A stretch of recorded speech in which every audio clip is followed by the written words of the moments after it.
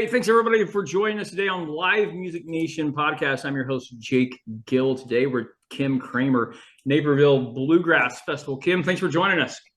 You're welcome. Give us a little background on you, Kim. Where did you grow up, and talk about your career a little bit, and then, of course, your position with the festival. Grew up in the suburbs of Chicago, the western suburbs, and worked in IT for years until I retired about almost 5 years ago now, I guess. About 15 years ago, maybe, I had, maybe a little longer than that, I had picked up the guitar after not playing it for about 20, 25 years and said, I should learn how to play this or, learn more about it, because I used to pick and play at campfires, that kind of stuff. Yeah. And saw in the paper we had moved out to Ottawa, Illinois, which is about an hour and a half west of Chicago. It's kind of central Illinois, north central.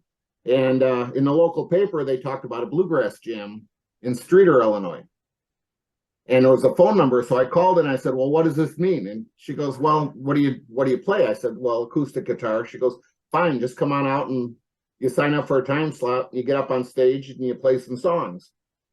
So I did. I showed up at 6 o'clock or about 5 to 6 and went to the sign up person who was doing sound and said, "How does this work?" He says, "Well, you sign up.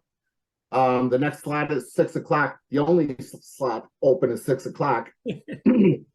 So I went back, tuned up my guitar, and got on stage and did 3 or 4 songs.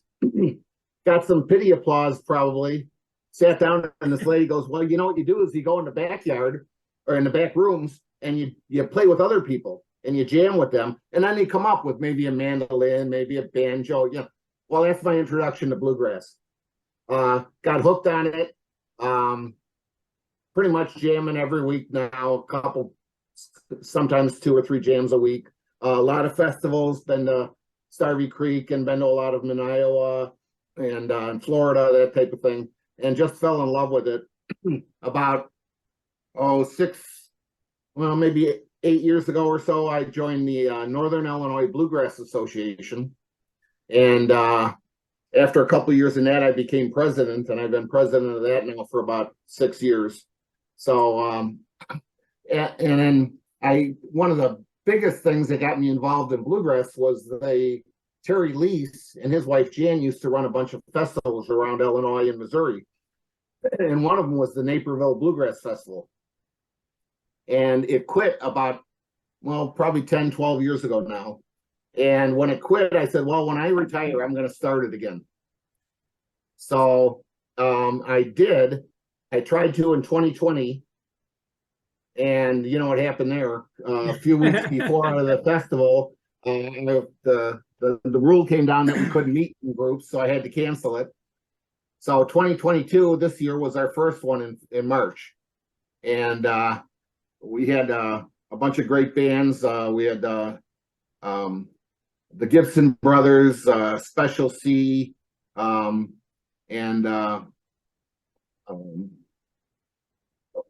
Farmhands and the Baker family, and just a number of good bands. We had a pretty good turnout. Of course, being my first festival, I lost money. Right. So this year, I've got another one scheduled for the 4th week in March with Special C, Becky Buller, the Baker family, and a number of local area bands like Truman's Ridge, Chicken Wire Empire from Milwaukee, Fox Crossing String Band, which is an all-women's band, and the River Valley Rangers. So I got 2 progressive rock, bluegrass bands. Okay. River Valley Rangers and Chicken Wire Empire. So I'm hoping to get one of the goals. So to start this festival, I started a corporation called Midwest Bluegrass, and the concept is it's a 501c3.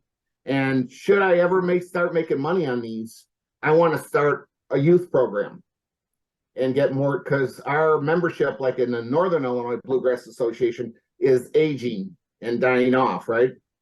And our membership goes down. We're not getting a lot of younger people, and I'm trying to figure out a way to get young people involved. So that's kind of the onus of Midwest Bluegrass, get that Naperville Festival going, and maybe a few others in the Midwest, as well as to try to figure out maybe how to have a youth camp or something that would attract the youth over and start Gotcha. getting involved. For sure, for sure.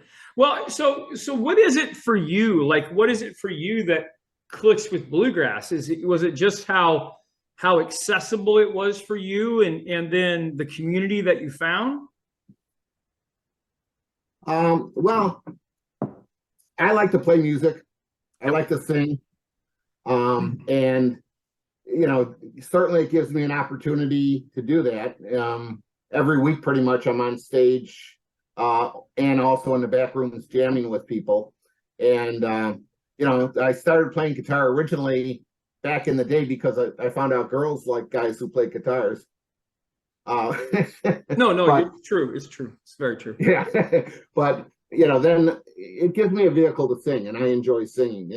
And then the community is something else. I mean, I've met hundreds and hundreds of people, not all that I necessarily know by name, but I'll see a guy at this festival or at this bluegrass band camp or whatever, and we'll say, I know you, and you're like, yeah, I know you too, and then we'll start going over festivals and things to figure out how we know each other. Well, that's what I'm thinking. I'm thinking that, if you're really looking to grab a hold of those youth, just replicate exactly how you got into it. If you would have put me with a group of musicians backstage in a jam session at the age of 12, I mean, that's their avenue. Whether they stick with bluegrass or not, it's still their entryway. It happened a lot in the 60s, 70s, and 80s in blues rooms, right? Like, kids would go with their dads and their moms to the blues club because their dad was playing, and they would pick up a guitar and then they would just start playing along because blues jams are everywhere, and that's why, and blues riffs are really, really easy to learn. And it made it so. I'm just wondering if that same approach that drew you in is exactly, whether you're at your bluegrass festival or someone else's, you're spotting kiddos and you're like, hey, would your parents like to come back with us? Give them a guitar, show them a few chords or a few picking patterns, and then you've got yourself a lifelong musician once you show them that they can do it and they can be a part of something. That's really cool that you have that mindset to spread that to the youngsters. Tell us a little bit about the Naperville Bluegrass Festival. Give us a visual. What does it look like? What's the grounds look like? The stage, the rooms? Tell us about that. So it's in Illinois in March. It's still possibly very cold, and so this is an indoor festival. Okay. At the Naperville Lyle Sheridan, and so it's the grand ballroom seats probably about 500-600 people, and we have a front section which is reserved, and then of course the rest of the hall for people to show up that day or whatever. We always do workshops, so we have members of the different bands come and do workshops for the different instruments. Youth are half price, so if they're 5 or under, I'm not going to charge them, but for the older youths, it's half price.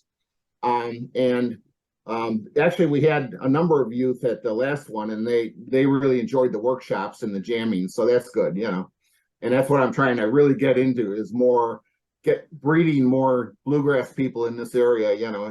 We have Old Town School of Folk Music, which does a pretty good job. You've probably heard of them in Chicago. Anyways, and then this year we're going to have a band scramble as well. So if you know what that is, right? Yeah. So we're going to have, so you pick a number of, you see how many bass players you have, and that's how many bands you have.